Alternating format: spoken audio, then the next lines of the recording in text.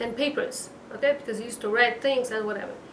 And he took advantage and used to write in these papers all the horrors that the Nazis did the Jews. Now, the world outside the camps, nobody believed that the Nazis do such horrible things to the Jews. And they wanted to go out to the world and to show everybody what's happening and maybe to stop, these killings and whatever. So these two people, okay, were planning how to run away from this ghetto. Now, in order to run away, they have to think in an Auschwitz mode, how to think. It's not easy to run away from these camps. So they have the inner circle of the fences. These fences are electric. Whoever touches them, get electrified. And there's a lot of barbed wire. They were wired, right? And they have all kind of towers there, guards watching all the time. They don't want people to touch they say they didn't want Jewish people to be electrified, because then they will have to scrape them, and they didn't want to do that. So whoever just come close to those wires, they will just shoot them. So it's easy and it's clean and it's not a mess and whatever. Okay. This was the first thing. And then, after they pass it, if somebody is able to pass it, then there's the outer guards. In the next 40 kilometers around the camp, they put there to live, they took the subject they used to live there, and they put there to live Germans that hated Jews, so that if Jews are running away from this camp, they will notify, they will tell on them, and they will be able to capture them and kill them. Okay? So even if you were able to escape the first thing, and you are in this zone where Germans live, they will probably tell on you, and you won't be able to do. And then there's this third thing also, and basically it was very, very hard to escape from there. But they planned what to do. They They were in a process of building a new camp in there that's called Mexico. Why they call it? It was the farthest thing. So because for them Mexico was far, they called it Mexico. They were planning to build there a new camp, and it was in the right wing of that camp. And so in that, next to the fence, the right side fence, there was a lot of construction. The Jews were supposed to build their own camp there, so they put there huge boards of wood, 15 centimeter depth each one, very heavy, huge boards. They had 3 boards like that laying down next to the fence. So these people, Wetzler and Verba, they thought what to do. They had a place of hiding there. They thought to hide there. Now the problem is, I forgot to tell you, that this the Nazis, where they were looking for people who escaped there, they used dogs, and the dogs are trained to find these these people who escaped. They give them to smell them, and they know how to find them. They used to patrol around with cars and buy food to make sure people won't be able to escape. Now, Verba and Wetzler, they decided that they want to confuse the dogs, so they took they took tobacco, and together with kerosene, with neft gas, with that, they put it around that area where they were under the board, so that it will confuse the dogs. The dogs cannot find out; they get confused. They cannot smell. That was so clever. So first, so they decided, and they did it like that. First, whenever the prisoners are going to the labor, they get out of the camp to work in whatever the places of work. This is when they escaped. They went out with them. Nobody realized at that point. Then they went to go under these boards, and now they have to stay there for 3 days. If for 3 days they are not found, so they stopped searching for them. They declared dead, because nobody can survive in these conditions over there. Nobody will give them shelter, nobody will give them food, nobody will give them drink, nothing, and the dogs, and they won't be able to survive. So they give them 3 days. So now for 3 days they have to be under these woods. 2 days pass. The third day, okay, afternoon, almost nighttime, they're almost there already. 2 German officers coming by. Oh my. And they lean on that wood, and one of them is tapping on it, and he says, "What do you think?" He says to his friend, Gustav. "Maybe they're lying under here." And Gustav is saying, "Nah, forget it. Come on. The 3 days already passed. They won't be able to make it." He says, Let's start finding out. Maybe they're here." So they start taking out these pieces of wood, these boards. They're heavy. Slowly, they took out one. Slowly, they took out 2. Now these 2 miscanning people that are laying down over there are like, why is that happening? We're almost there. Their hearts are pounding. It's like bursting almost out of there. They don't know what to do. They will be killed after waiting, after writing, after doing, after planning, after they're almost there. And why now? It's like, and so and then Gustav is like, the other one is like, come on, they're not here. They cannot be here. 2 they removed. 1 is left. The minute that they were debating if to remove it or not, there was some kind of alarm in the camp, and they were asked to go to their headquarters. So wow. They left them and they went. They were saved. Now they have to wait till sundown. The sun is set. The prisoners are coming back to their, and this is when the guard is much loose. It's not so strong like daytime. And then they have to wait another 2 hours until it's completely dark. And when it's completely dark, they have to remove this board above them to get out. So two of them They helped. How did they get under? Now, It was helpful. they're hungry. They didn't eat for 3 days. They didn't drink for 3 days. They're exhausted. They're weak. They're tired. How in the world would they be able to remove that board above them? So they're trying and trying. 1 millimeter after, one is like, no, come on, I cannot do it. I can't.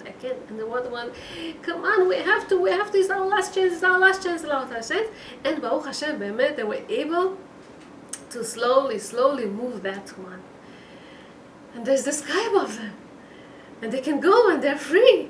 And Wetzler is saying to Verba, look, we had another 2 boards above us.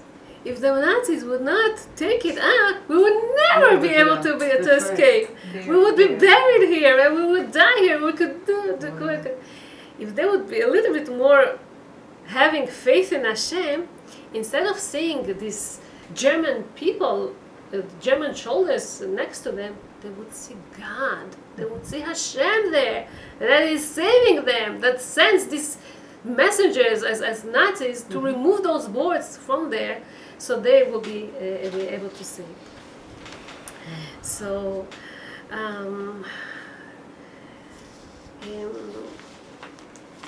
so this is the story about that. Now, sometimes we do pray to Hashem, but we're not answered, and it bothers us. Why? As I said, righteous people, they ask, they pray, they try to be good, they work on their qualities, and Hashem is not answering. And non-Jews, Gentiles, or wicked people, they have whatever they want, and in a way it's not fair. One story like that happened with a woman that wasn't Jewish, that signed up for a tour in Israel to go to visit the Holy Land with a bunch of other people, some Jewish, some not Jewish, a nice group of people come to Israel to visit the holy places and some other places in there. So they come to the hotel, and they settled there before going to the holy, to the western wall. You know, this is the highlight of the tour for that night. And she didn't like the room that she got in the hotel. She goes to the manager, she goes to the reception over there. She demands to change her room, and they're like, we're sorry, it's packed, it's full, we have so many guests, we cannot give you for now a different room, we can't. So as they were leaving in a bus to the kotel, to the western wall, so some people in the tour, they joked with her, and they offered her, you know something? They say that if you, especially the tour guide said, if you put a note in the kotel and you ask your wishes, God listens. Maybe you put a note that they will change your room. Okay, she took it seriously. When she came to the kotel, one of the wishes was, you know, the room should be changed. They have fun, they enjoy, it's a lot of pictures or whatever, they see all kind of stuff, they come back to the hotel, and as they enter the hotel, the manager himself calls her, and he tells her, I want to tell you something. Our penthouse is available now. Oh wow. All of a sudden, wasn't planned, but the guest left. Penthouse is the best room. You see the whole view, you see the everything, and it's so comfortable, so beautiful. So the friends told her, oh, you prayed very, very well. There was one couple there, a Jewish couple, that were very bothered by that. Meaning, they were fine with the fact that she got a nice room and everything, but we praying for such a long time for a certain issue, and it looks like we're stuck. And how come this vocal woman just comes and shouts and screams at everybody, and Hashem listens so quickly? That's not fair. When they came to one of the rabbis there to visit one of them, they asked this question. And the rabbi said something interesting. He said, when Shlomo HaMelech, he built the first temple, the Holy Temple, he asked a special prayer from Hashem that also Gentiles will go and pray in the Holy Temple. It says, Ki beiti bet tefillah yikare lechol ha'amim. All the Gentiles should come and pray in the Holy Temple. Why? Why we need the Gentiles to pray in our Holy Temple? Because if they, it says, Shlomo Melech wanted them to be attracted to the Holy Temple too, so that they would honor the temple. If not, if they would come, or it's meaningless for them, it has no use or whatever, they any war that comes, they would come and destroy it and make fun of the Jews and everything. So he explains them that when a Gentile prays and his prayer is not answered, you know what happens? So you're not there, God. They lose their hope, they lose their faith. When Jews pray and they're not answered, so they don't lose their hope, they don't lose their faith. They know that it's not now, it's later. Hashem, has different plans for him and all kind of stuff. But for non-Jews, it's kind of hard to understand these things. Also, a Jew, it works different. When Moshe sends spies to tour Israel, okay, they come with all kind of stories about giants that living there, about a big and strong nation that they won't be able to win them. They tell them about all kind of things there, except two spies, Yehoshua and Caleb. Yehoshua doesn't deny the fact that there's giants there and they're very strong and everything. But he says, Alona Levi Rashnota, we could do it. We could take Israel. So the question is, why? Why he didn't deny? You want to fight, you want to make a point, tell them you're not true, I know, or whatever. You start arguing. Rabbi Admor Piaseczna, Hashem Yikom Damo, he also died in the Holocaust. In his book Esh Kodesh, he says that the Meraglim said right. They had a point. It's going to be very hard to to take Israel from these Gentiles. They're strong people over there. But he answers something. He answers something interesting. He says, "This is supposed to be the faith of the Jewish person. Even if you see that you don't understand, naturally there's not going to be any way for us to conquer Israel. Naturally, we won't be able to do it. Okay?